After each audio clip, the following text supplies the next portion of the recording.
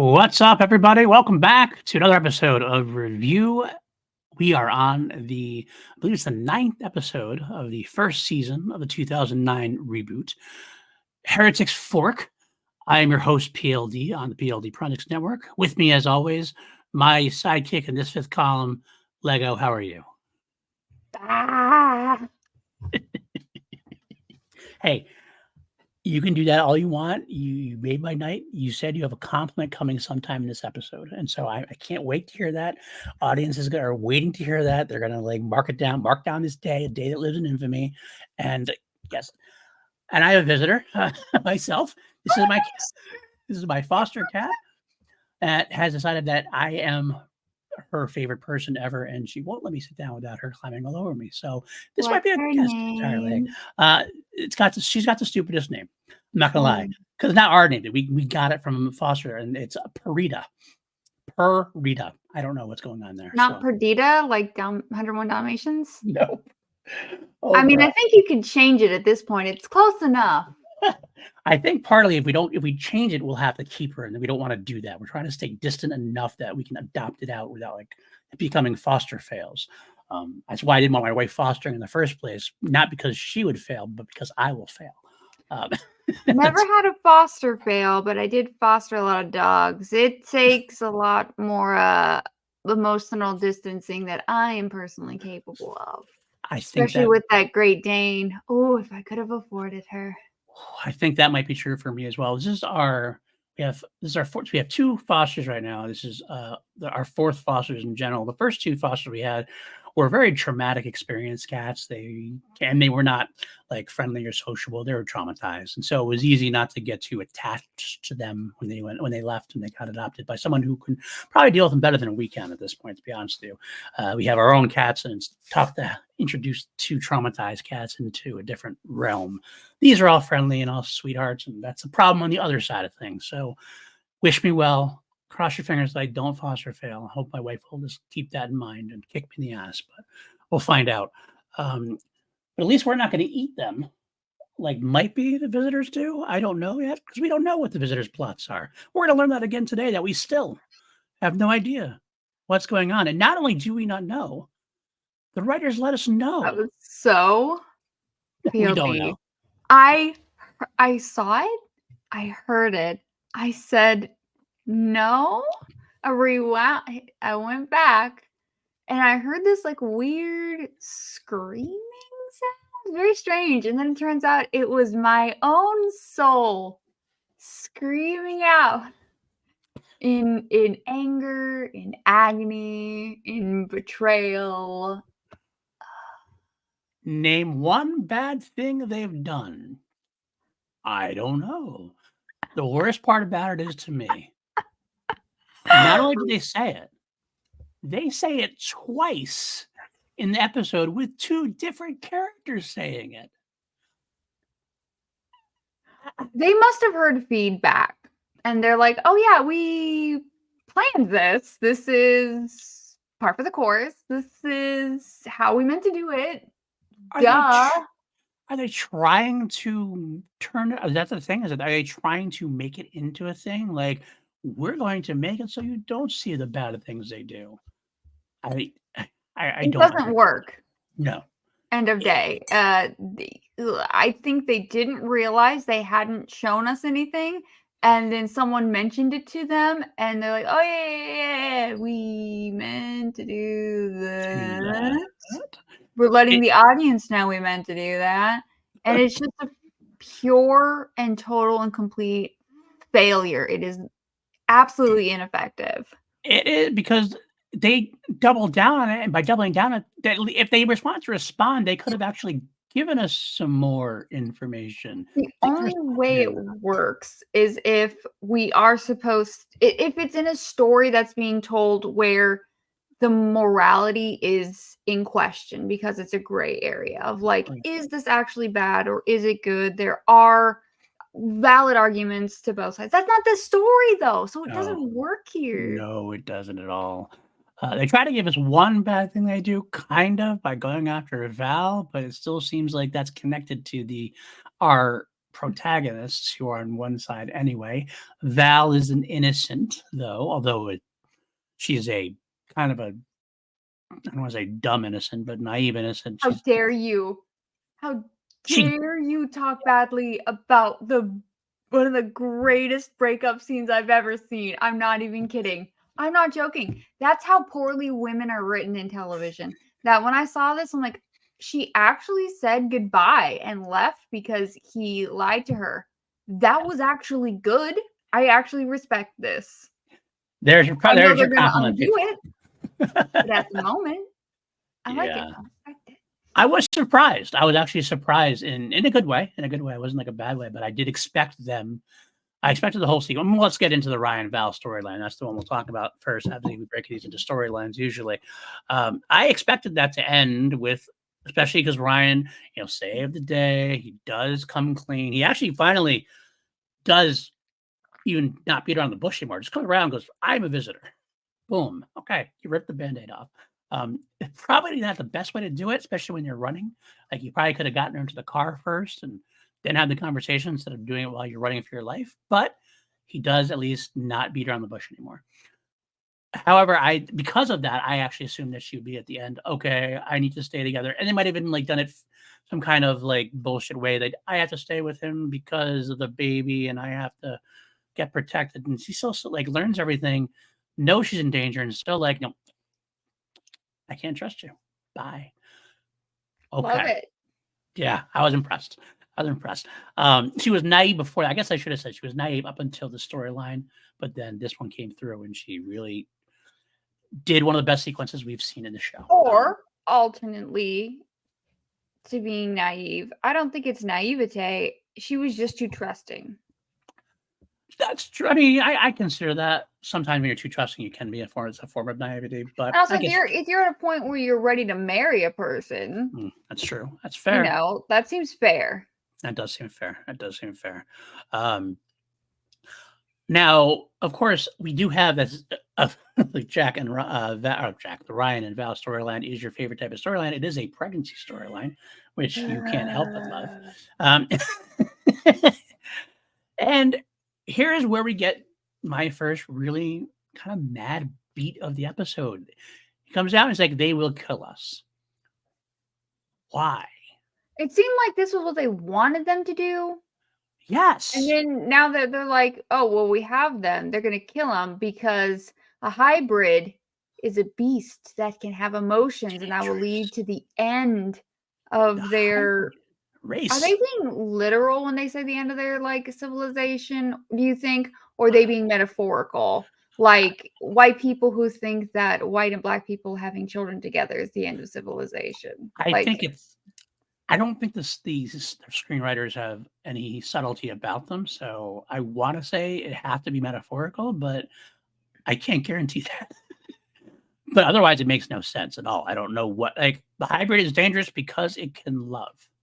Even the metaphorical doesn't make any damn sense. No, it doesn't. They've kind of stoked this thing on being emotionless, which you've already decried previous times. But right, but now it's more than that. Now they're saying that the very notion that one of them could have emotions, right, is the downfall of their species. That's idiotic. I said this is the way I put it best. I feel like this was another kind of like they toss things back to the original part of the franchise every once in a while. This is obviously a throwback to Elizabeth. Remember, we had this conversation after Robin got pregnant with Brian in the final battle, where they had the big anti-abortion argument along the table with Donovan and the Catholic priest, Father Andrew, and they made it out that Elizabeth as a hybrid was a very important thing, and it was very important because it bridged the two species, yada, et cetera, et cetera.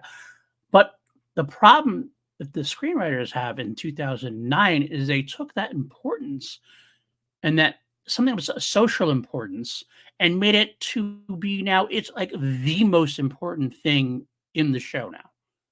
Like, because there's nothing else that they've done or said that has anything that's not connected really to this particular thing. The hybrid is like the big thing. it works when it's a societal thing, when it's kind of like that's kind of a nice, interesting add-on to the alien invasion storyline. Oh, it's interesting as far as that goes, especially because, like we said, the society part of things that Kenneth Johnson was going for, that does feel important. It does feel like something worth exploring, but it's not the thing to explore. And that's the problem I have with what 2009 is doing. I mean, there's definitely a heavy importance on it. I honestly couldn't tell you if I agree or disagree because I don't really see it necessarily as being the most important thing, but it's not the most important thing. That didn't make any sense. But what I mean to say is like the storylines are like the pregnancy thing, whatever Anna's doing with like the genetic stuff. I think that's what's going Feels like on. it's related. Question mark? Because Right. we have all those conversations that she has with her daughter Lisa about Tyler, and I'm assuming that they're supposed to do baby stuff too. Baby stuff. Lot of baby stuff. Don't like it. Actually hate it. And then there's the whole fifth column, but that reverts back to the visitors are bad, so we need to defeat them from having babies, but they don't want to have babies with us. Right. Right. It's the Question mark? that's a great point. It's a great point. And that's what I'm saying. But why I'm saying it's most important really is because there is nothing else. This is what they're putting forth. This is the only thing they have put forth about the visitors' goals and ambitions. So at this point, even if there is something deeper and darker that's going to be revealed, at this point, it is the most important thing. And it should. At this point, I'm standing on a pier at night in the rain, screaming. That's fair. That's absolutely fair. It's actually cruel and unusual. Fair, very fair. So Ryan and Val have their moment. Val has righteous anger throughout. She does not let him off the hook, which is good. Even though she's obviously scared for her life, and they kind of keep in a pretty much an almost constant state of fear so that they can't have any goodbye until the end, which is a good thing, I think.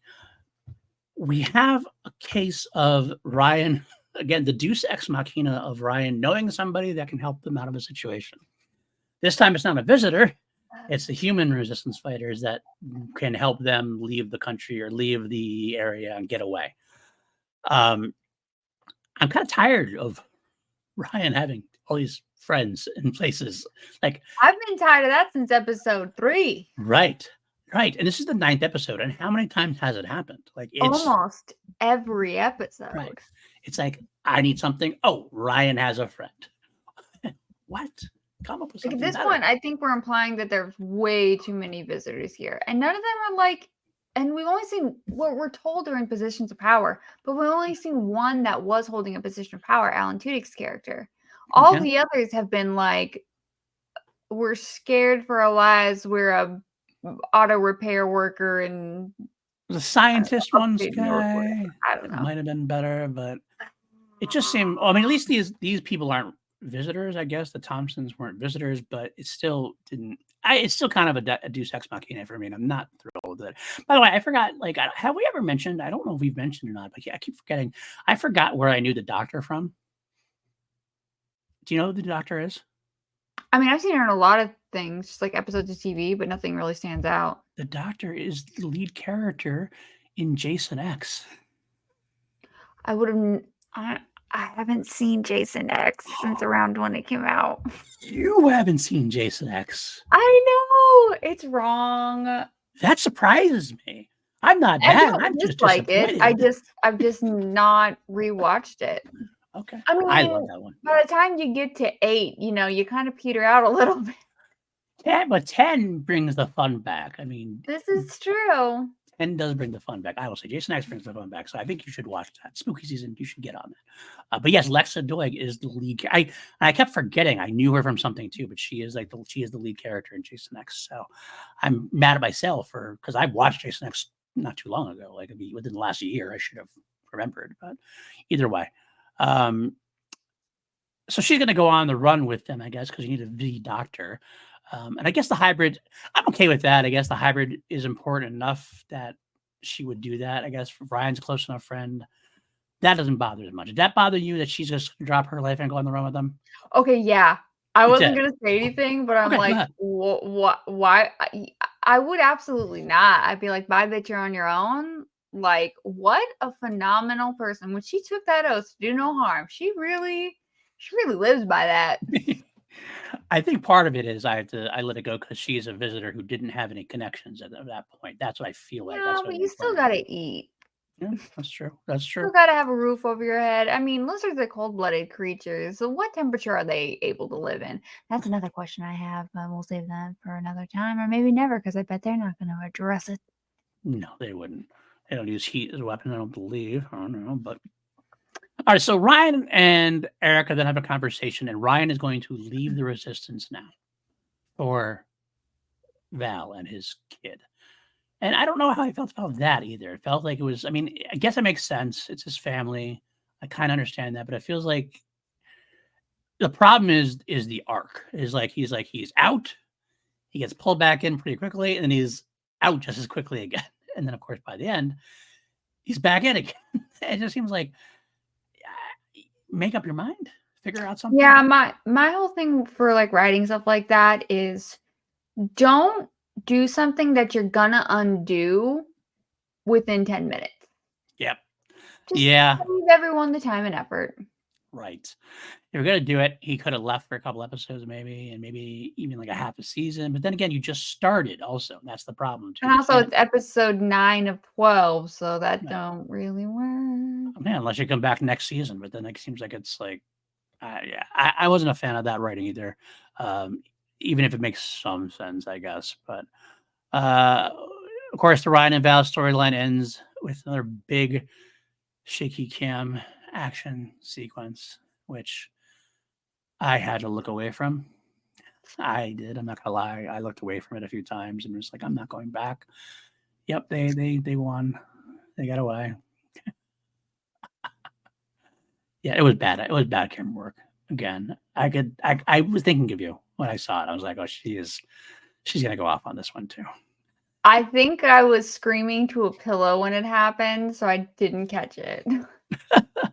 Oh, But there was so much bad camera work earlier in the action sequence mhm. that was just so bad. I couldn't Yeah. help but think to myself, imagine showing this to Jackie Chan and seeing his reaction. Oh, he would try to change it all. He would have a heart attack. I think honestly, he's an older guy now. I don't know if his heart can handle it. Uh, Like we need to Doc Brown these filmmakers or these showmakers back to like Hong Kong in the 80s and take a class. Yeah, absolutely. Because they have not been able to do an action sequence yet. None of them have been good. They haven't been that many either. That's the thing, and maybe that's why. Maybe they're limiting it because they know they can't shoot it. But that's the problem. I think the only thing I liked about either action sequence is the heroic pose.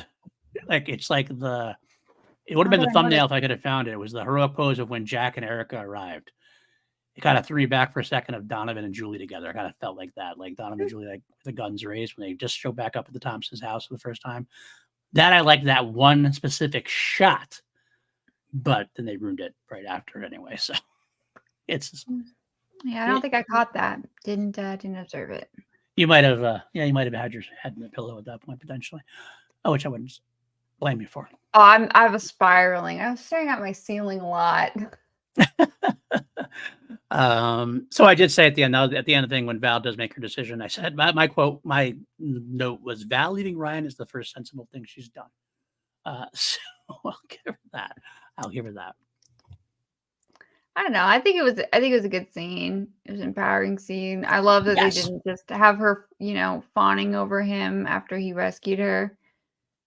right. Love For that. someone who had been like kind of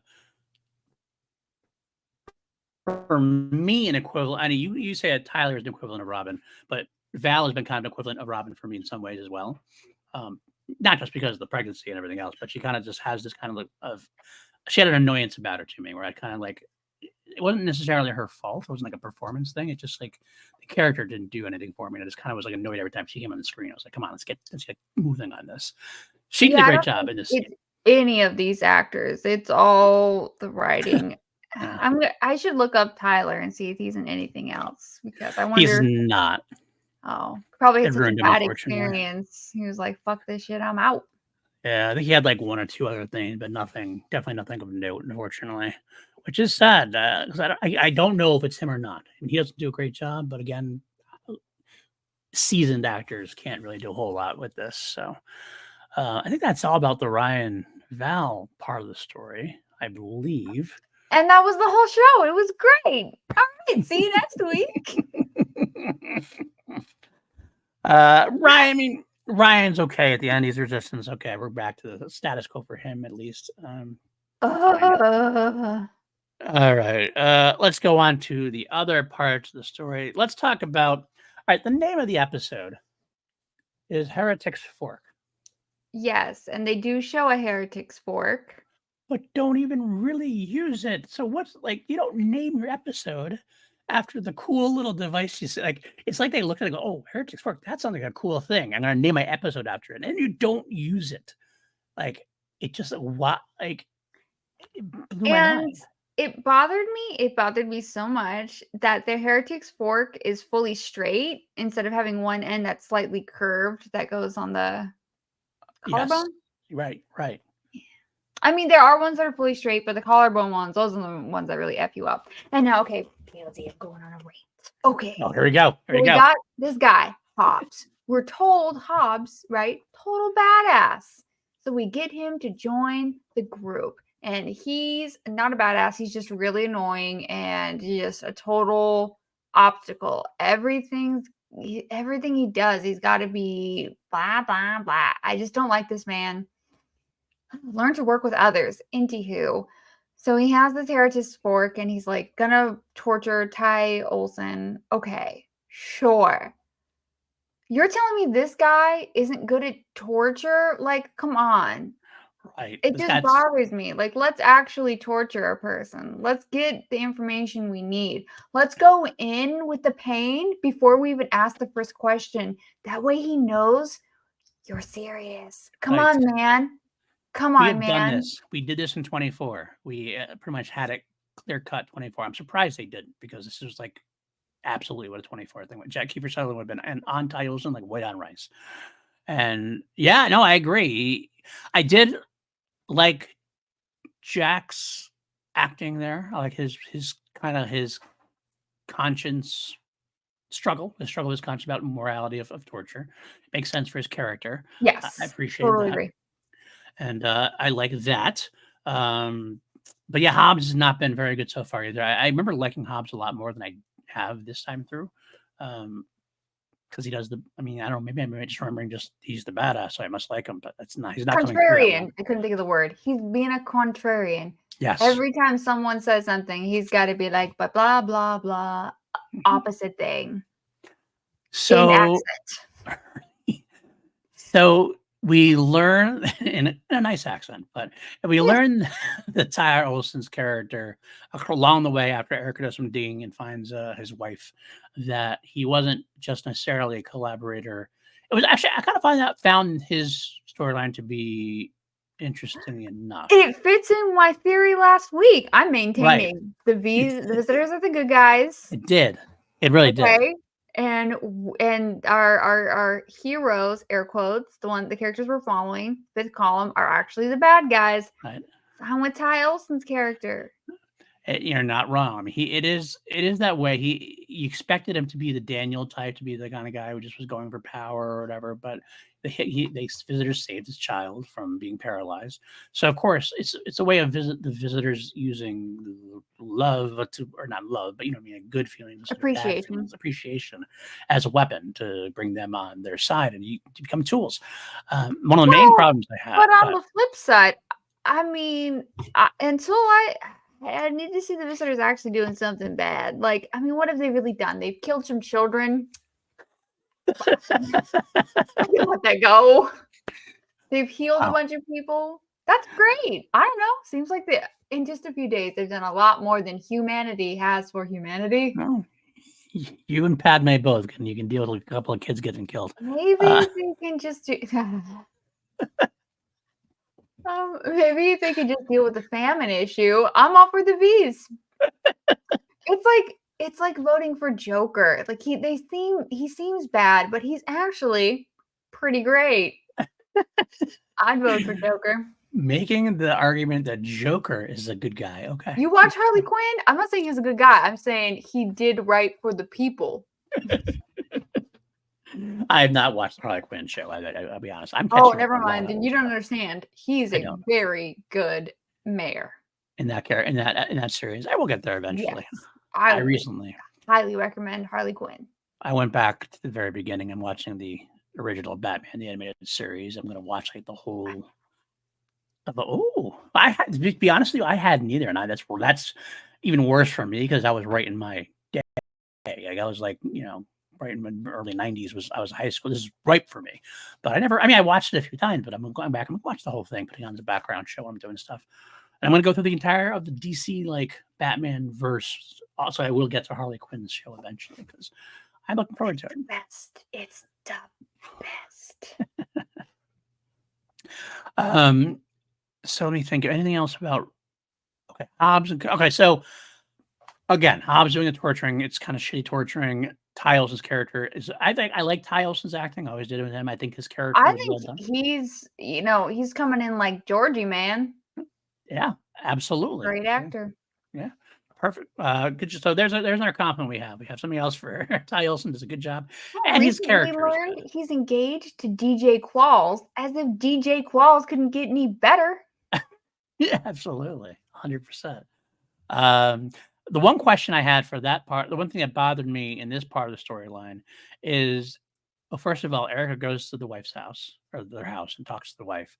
She uses "Can I use the bathroom?" Yeah. Oh my God. And it's not the office was there next to the bathroom. It's up the stairs. So she upstairs had plenty of time to find this computer, a hard drive rather, and find the hard drive that's just out and about. Obviously. And she never gets suspected at all. So and also she's wearing a very form-fitting jacket, and she hides this like very large hard drive. I mean, it's like this size. It's like a big iPad kind of thing. Yeah, and she like puts it under her form-fitting jacket. There's no way. That's it. That's the sentence. There's no way. And let me add on to there's no way. So I can understand the visitors using Ty Olsson's character as an assassin. Maybe. I mean, I don't love it because I still think I'm very confused. Why wouldn't they just use their own assassins? Was he doing stuff on his own? Was he getting orders from someone? I lost the thread on that. He must have been getting orders because how else did he get the hard drive? I don't know. I was very confused. I guess I'm confused too. And I will say, if that's the case, if he was involved somehow in getting the hard drive and he was doing something on his own, that actually would make this storyline a lot better for me. But the fact that it seems, because if not, that means the visitors had the hard drive and gave it to their human operative, like without copying it, without like that. And why do they have our hard drives already? That's a good question. That's pretty cool. I mean, they've been there for a while. I'll give them that. They've been there for a while, so they might have like done some tech. Come on. Hey, 10 years, they're going to say, we can make some hard drives attached to them. We have to deal with this technology at some point. Well, speaking of technology, is that might go back a little bit to when they get the call from Joshua? Or is that forward from where you're wanting to talk? We can talk about it. That's in this storyline. It's in the Kyle. So the little orb turns blue. PLD, you okay? The little orb they got from their MacGuffin from the previous episode turns blue, and Father Jack says Joshua's calling. Oh my God! Right in front of Ty Olsson, right there. I wrote it down. I'm like, oh my God! I was like, first of all, wouldn't you say it's probably because what if it's not Joshua? What if it's someone else? Also, that little blue orbs a speaker. It's just not.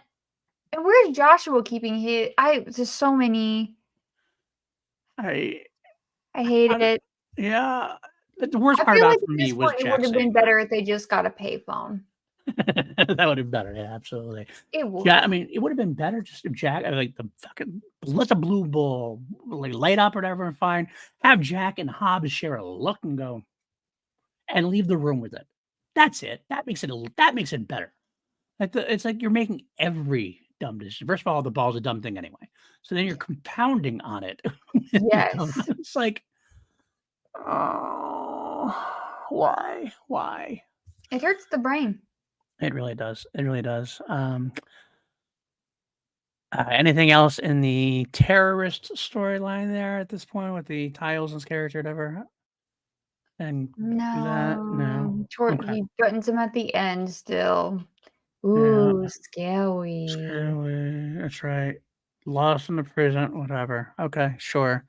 All right, let's go. We have a couple other storylines to get through then. Let's Just talk 2. It's about fine, guys. We can make it. it's gonna be our shortest episode yet, I think. So We're speed running. we It's are good. speedrunning through this. We're giving you the Mental best health we here. can. We're giving you the best we can. Anna, I want to talk about Anna and Marcus a little bit. I do find it fun. I kind of find it amusing. I don't know if you gotten like if this can't hit you that way, but when Marcus learns about the hybrid somehow after Ryan says Val and I guess notes got or data got sent up. I don't know. Marcus figures it out, finds out, goes to confront Anna, who's Oh my talking about god. the board program, and it gives me complete shadings of George Bush and 9/11. He's got it's like She's giving a presentation. He just walks right up to her and says, I mean, it's towards her ear, but it's at normal volume. right. It's not Was hard the to whole hide. situation. She gives some sort of order, I don't even remember what, and then turns back and finishes her presentation. It's like, what? Why would you telegraph the scene like that? Yeah, at all. Have her like just in the office in the deck somewhere, like by herself with Lisa doing something else. This is like Though I do notice that Marcus seems to be showing a lot more emotions. I don't know if that's just the actor or that's meant to be there. I kind of yeah, it's a good question. We have to keep an eye on that. I don't remember, honestly. I don't really remember. So I wonder it would make sense if I don't think the writers could do that. Maybe the actor wanted to try to push the envelope and see what he can get away with. Maybe they would go that way. Sometimes actors like to write their own stories to a degree, and that would have been interesting. That would have been an interesting storyline to tackle. And I always say that, like in terms of because like I don't love the emotionless side, but I'm every time I say something's gonna be an interesting story, it's always well, this is where we are. What can we do with it now to make it interesting? That could be interesting. A visitor who doesn't want to turn necessarily, especially one who's right by her side. Although at the same time, we get that anyway, kind of. We're going to get into a little bit later on with the other final storyline. Lisa, Lisa, Lisa. Lisa. I really liked Lisa in this. Did you? Yeah. I did too. That's I'll my tell you. that's my I- compliment for this episode is you know what? oh, They did a good job writing the female characters. Lisa did. Yes, That's I a high did like that. compliment for me. That's high praise. That is high praise from you. Because that is something you have definitely done on your channel quite a bit. Dealing with that. I've actually learned a lot from you that way, honestly, given that I am very much a old cis male. I can learn a lot from you that way. It's all through the lens of horror, so if anyone's interested. Which is probably why it's an easier avenue in for me too, because I love horror. But yeah, what else we have? Anna and Marcus. So Anna and Marcus have this situation with that. Anna the whole time is basically, she is the mustache twirling villain this time. She's just kind of like, all right, find them. I mean, them. mustache twirling is kind of an exaggeration. She's the stand stock still blink villain.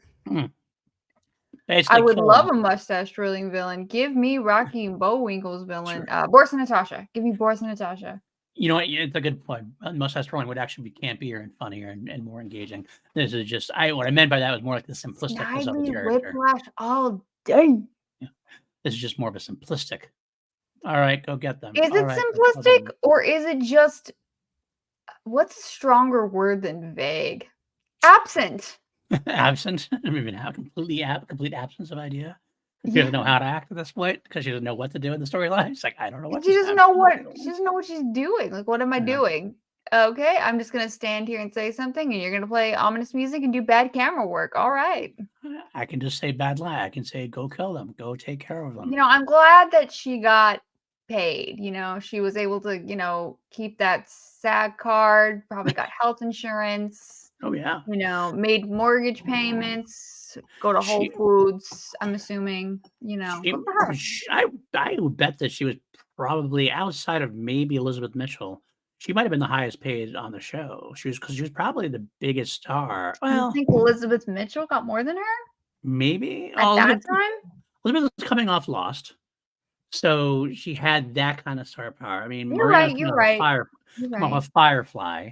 In my So mind, it's just because everyone loves Firefly, and I'm like, yeah, yeah, obviously Firefly was way cooler than Lost, so of course she would get more money. right, Yeah. exactly. That's what you'd want to But say, that's not but reality.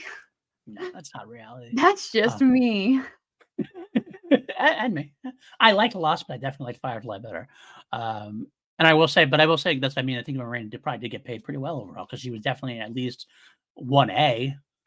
She definitely was more than, Supergirl or Charles Measure or Australian guy, and probably more than Jack because I like 4400, come Overwatch. on, and it's the same showrunner at one point. Yeah, but 4400 was even lesser than That Firefly as far as look, popularity. PLD, you gave a face. I You and really I, gave a I face. I like the 4400, but I'm in terms of It was popularity, I a think good first season, and it was. then I Lost the couldn't plot. tell you what happened after that first season. There was You wanna know Jesus why? at some point. There was Because there was a pregnancy fucking plot. You wanna know what I hated most about that show? The pregnancy. pregnancy plot. Yeah, that's true. Uh, I didn't like the whole Jesus thing they did either. They kind of like the whole savior thing, which was weird too. I didn't I like that. feel like actually 4400 in this show, though 4400 is better, are basically the exact same show. Yeah, yeah. There's definitely a lot of similarities. Yeah, I'll give you that. I'll definitely give you that.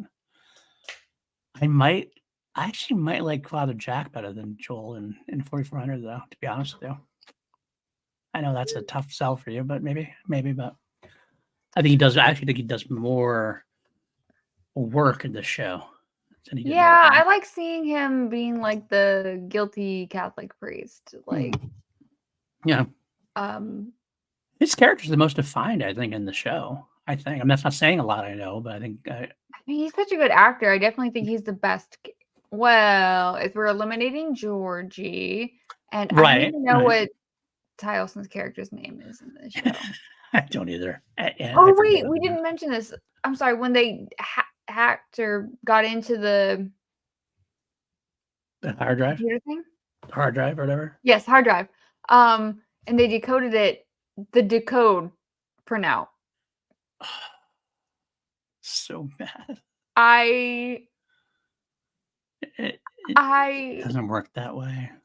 It doesn't work that way. I'm dead. It was one of those word searches. It was so dumb. Yeah, I can't deny that. It was Like, I was extremely just dumb. staring. I'm like, have I just, like, actually hit my limit? Am I having a stroke or something? What? What? I had to Uh, rewind it and double check that I was witnessing this. it was pretty bad. I'm not gonna lie. I'll agree with you there for sure. All right. Anything else on? Let's see what we're talking about. And our Anna and Marcus. That was pretty much all Anna and Marcus did. Oh. That's right. During this time, they're going to release a soldier. Okay, so sci-fi trope. There's a badass military type or like, warrior type cast that's more warrior than the usual visitor. Oh, yeah, That's a because sci-fi trope.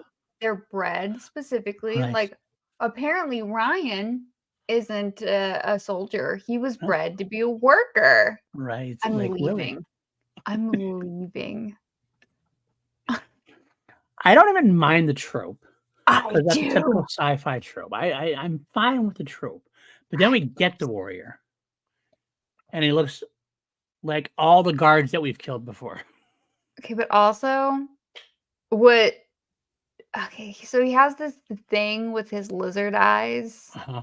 I'm assuming Yes, the this is blinking thing. yeah, this is like a lizard eye thing. Okay, so he can see heartbeats like echoes, Yeah. but Why? also only Ryan's. He doesn't see either of the female characters' heartbeat. Right. I don't But and it's there's like no through a explanation. wall, right? So he should Right. be able to see all 3 of them, but he only Absolutely. sees Ryan's. Why? I don't And it's know. also not actually where Ryan is standing. Like, it doesn't, like, look it looks like it's where his feet are. It's just there's a lot wrong with it. It was dumb visually and in any way that makes sense, although I don't think the show cares about that. No, It was I just don't. it was so dumb, and it bothered me so much. Again, I don't mind the idea of getting a soldier warrior type thing, whatever, super soldier kind of thing. That's okay. But don't make it dumb like that and don't which is um it's almost as dumb as Marcus calling them V's himself. It bothers me so much. When Marcus calls them V's, it's the worst. Like I don't like the V's instead of visitors anyway. I don't like any of it. But I can almost deal with the humans calling it. Okay, it's a thing the humans come up with, and fine. I don't like every saying that it happens in the real world. But the visitors themselves would not call them V's, all V's. We're not going to go to another planet and call ourselves Terrans or whatever, because that's what they call us. We're going to call ourselves humans because that's what we are. I mean, Star-Lord would. And maybe Star Wars, sure, okay. But you know what I'm trying to say as far as that goes. You call yourself and your race how you would call yourself and your race, not a nickname that the other species gives you. Especially if you are trying to dominate the species and you don't like the species. I feel like it'd be like beneath them. It's just dumb. It's just dumb writing again. Shocking, I know at this point, isn't it? It's rough out here. It is. It is. We do have a lot more soldiers coming, though, supposedly, but the first soldier failed. When was that shown? Like 5 episodes ago. Yeah, I think so. I think they'd be ready by now. One of them is ready. Why aren't they all ready? And you just sent out Oh, one? I meant the fleet. Oh, the fleet. At the end of that one episode. Right. Yes, that's right. That's from far away. I forgot about it. You're absolutely right. But I guess my part of the soldier, too, is like, why send out one soldier? Like, send out a bunch To of be soldiers. discreet? I guess. But you know what happens, though? They lose. So you introduce a big, badass character, and the first time you see him doing anything, they lose. To a That's worker. That's wrestling 101 right there. I'll tell you, I know you don't watch wrestling. That's like when I grew up in wrestling. You don't introduce your badass monster and then have him get killed by the scrub right away. Yeah, like, can you imagine Hell in a Cell 1997? Okay, we introduce Kane. All right, we don't know exactly who he is, but they've been alluding to him for a little while at that point. And then, like, what if in the next episode Undertaker defeats him? Fucking easy 5-minute match.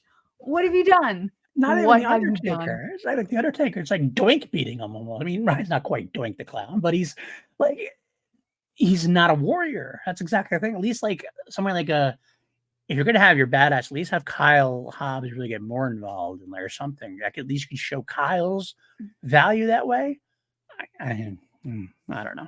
I know he got the axe in the chest. The Australian guy. Oh.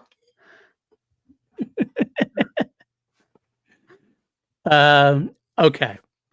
I got 2 more storylines to talk about. 2 more. We'll talk about the Tyler and Lisa Erica storyline. Okay, I am done with Erica and Tyler together. Like, put the fucking jacket in another room, take Tyler in another room, sit him down and go, look, there, and show them something. Tell him everything. You got to tell him everything at this point. That's the only way you're going to make any sense at How all. bad of a parent are you that Let him you go. can't have like it's my mom said, "Hey, we got a problem here." Especially she's like in the FBI. Right. Hey, we got a problem here. Like obviously I would trust my mom. Like how bad Right. of a parent are you that you don't have that relationship with your child? That at all. And like, I understand he's at the rebellious stage. She just broke his trust by not telling him that his father might not be his father or whatever.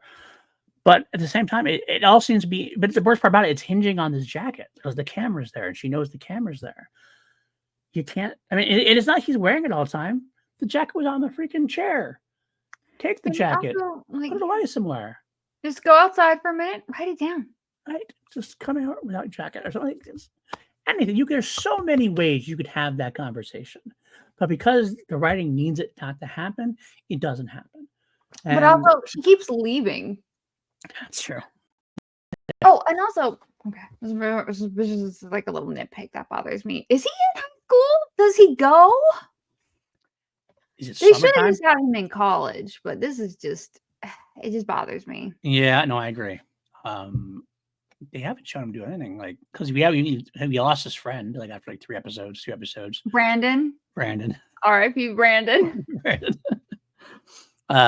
So as soon as we lost him, like we basically lost school, a semblance of school. You're right. At least they could have had him like even like taking classes on the ship. That'd be something different. That'd be okay. And also like doing the whole live aboard program, but like you're in high school. How do you do that without your parent? I guess is he old enough? How old is he? I don't know. Is he 16, 17? Is he 18 even? I don't even know how old he is. If he was 18, I guess he's an adult. Even if you're 18, can you? I don't know. Yeah. I guess if you're 18, you don't have to.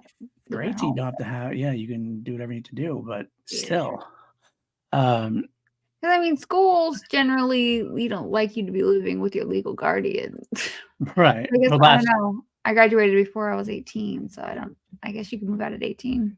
yeah, I guess that's where you could do it. And also, but like I said, you could do it. They could actually just easily subvert that and just have them taking classes on board the ship. Okay, I'm living aboard the ship. I'm going to take classes, teachers and stuff. I don't something, at least something, to at least explain it. But we don't get that. Oh, I forgot one thing about the Anna Marcus storyline I wanted to bring up real quick too. Extraction procedures on humans. Yeah. What is that? What is that? What is it? Tell us. Like, Give what us are you something concrete. extracting? Is it embryos? Is it back to the pregnancy thing? Are we extracting like? I'm gonna tell you right now, PLD. If we're going further into the pregnancy plot, I might just watch a movie and review that here instead. You will get through this. I promise you. You'll get through this. You never have to watch it again, but you'll get through it. I'll even give us a break. Life lesson. Don't volunteer yourself to review a show you've never seen. Probably maybe a good idea. Hey, Never again volunteer yourself. Okay, so back to the Tyler and a bit, or Lisa a bit, I should say. Sorry, Lisa and Tyler. We do have the scenes with Lisa and Anna. Anna's trying to convince Lisa that Tyler is important still. We still don't necessarily know why, but it must be a pregnancy thing because that's the only thing that seems even remotely feasible. Gross. It's so weird. So uncomfortable. I hate it. She's pimping her out. She's trying to pimp her out as best she can. Her pimp hand is strong. I mean, actually, it's pretty weak, but okay. Well, yeah, Anna isn't bad. She's doing a good job pushing a little bit. But Lisa, she's failed. Lisa is her own woman.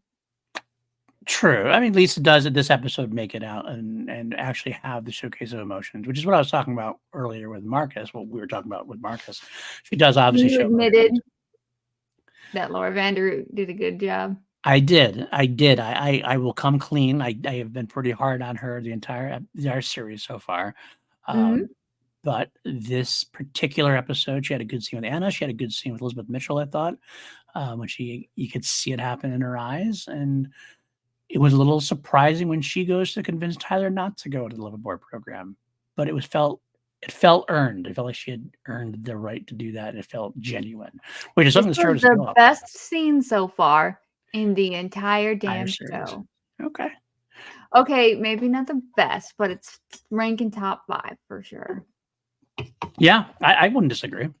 And that's, again, saying a lot for me to admit that, because I just don't like her generally. But she did good. She did good.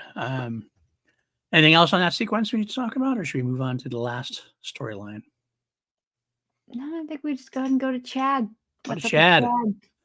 All right. So Chad. Chad is Oh, frustrating. He's very frustrating, and I feel like there is such a good story there, potentially, that if we had competent I think writers, it's it could wasted work. at this point. Right. It just seems like it doesn't go anywhere. It needs to figure out a way to move past this one step forward, two steps back bit. So he goes up to the ship to get not the healing center. He goes up to the ship, I guess, to get the aneurysm surgery thingamajigger. The surgery is made to look legit. I mean, like I kind of assumed it was not legit, like it was just Anna manipulating us. I Again? assumed they were just gonna do something like you know, stare at the bright light. Okay, Men in Black flashed. You're healed. Instead, we get the Julie conversion stuff, okay, the circles around your head kind of thing. That'd be the final battle when Julie's converted, that kind of thing that was going on with their head. And it looked to be legit. Like, they had the screens and it said, like, it showed where they were going and what they were doing. So maybe it was legit. It would lean into your visitors are good storyline again. They're actually doing the good thing. And then, of course, Chad buys it and is super helpful. I'm going to help you now. I know I've had doubts, but I'm going to help you find this fifth column, and I'm going to yada, yada, yada, yada. But like, it's just kind of it doesn't advance anything. However, I will say that I do think this was my other favorite scene in the episode. I did like the Chad Jack scene at the end. Mainly because of Jack, I mean, because of Joel Gresh. But Chad comes in, basically point blank, kind of asks about the fifth column. And Jack, who is notoriously not exactly the best, shall we say, doesn't have the best poker face. What are you talking about? Does not have the best poker face. Father Jack, he is great at this. He is fantastic at deception. He is a secret agent man. Not a good liar. But what he did, and this is all power to Joel Gresh, is that I really appreciated it, is that knowing that he managed to pull off barely squeaking by, which is harder than pulling off like either good or bad. He had to pull off that thing where like he is not good at what he does, but he does just enough that you can buy that Chad is mollified enough at the moment. Like, Oh, do Chad you think he was mollified, or do you like? I got the interpretation that like he knows. I think Chad suspects more, but expected Jack to fold quicker or easier. Like, it's kind of like I'm not totally convinced, so I'm going to weigh on you still. But I thought Joel Gresh did a good job there. I will also say though that I think what would have been interesting here for Chad is it's a very vague sequence there, because it was surprisingly good for me considering I haven't liked Chad this episode before. If you look at it the right way, and because of Jack, it made it work for me. I could actually almost see this scene being Chad playing both sides to a degree, like almost like you'd see the turns going in his head. Like, I'm going to tell Anna I'm all in with her, and then I'm going to go to Jack and I want to try to find out what I know. But what am I going to do with the information? Am I going to follow through and give it to Anna? Or am I looking for someone to talk to about my misgivings? And it's left this, I guess, actually, what I said is this to me was a good vague, which we don't get very good vague very often.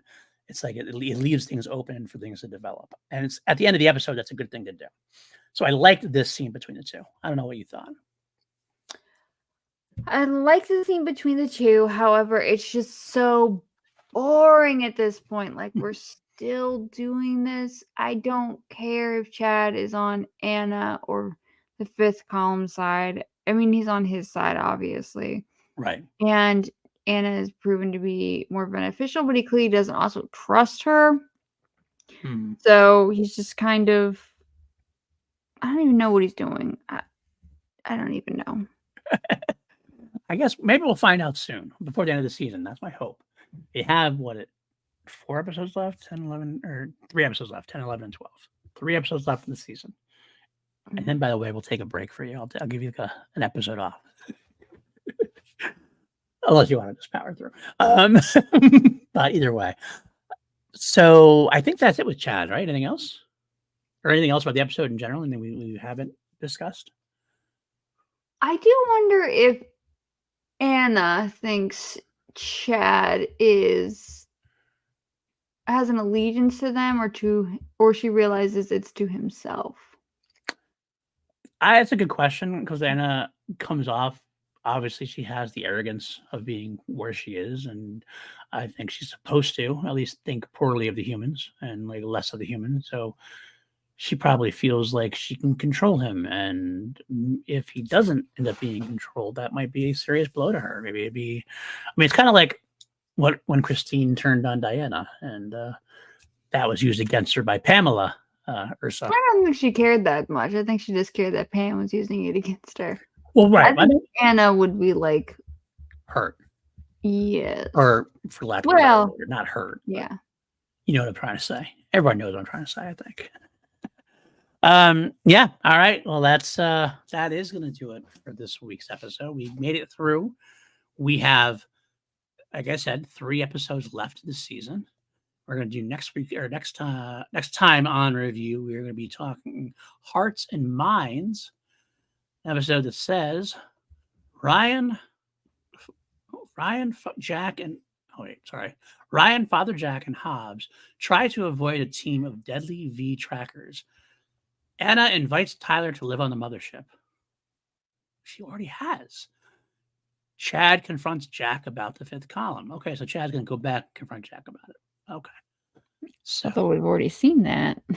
Well, I don't know if you can see that. That was just the first interrogation. Now he's going to go back and go all in. I think maybe. All right, Lego. Where can the folks find you? I can be found on YouTube at Lego Rants, or I can be found on YouTube, Spotify, and wherever you find your podcast under the Unhinged Binge. Also on Instagram on the Unhinged Binge. I post stuff. It's not good, but it's there. Very inviting, as always. And also, you can be seen on the Rob Fishbeck Network at times as well. Yes, every other Thursday we talk about various different things. I believe next Thursday we're talking about A24 movies. And when this airs, that might be tomorrow. Actually, I don't know. That might be depending on when you're seeing this. Maybe, could be, possibly. A24 is a good topic. All right, you can find me at Paul_Denuzio on Twitter. You can find me all over this channel. It does have my name on it. You can find me every week with Maddie Gunner doing a Star Wars podcast called Holy Snokes. You can find me every other week now. Oh, we did take a break. But again, PJ Campbell and I doing 2 Mediocre White Dudes on Film. We are finally recording our Nightmare on Elm Street podcast tomorrow or Tuesday, next day or two. And that'll be out then. Again, time is relative when you're hearing this.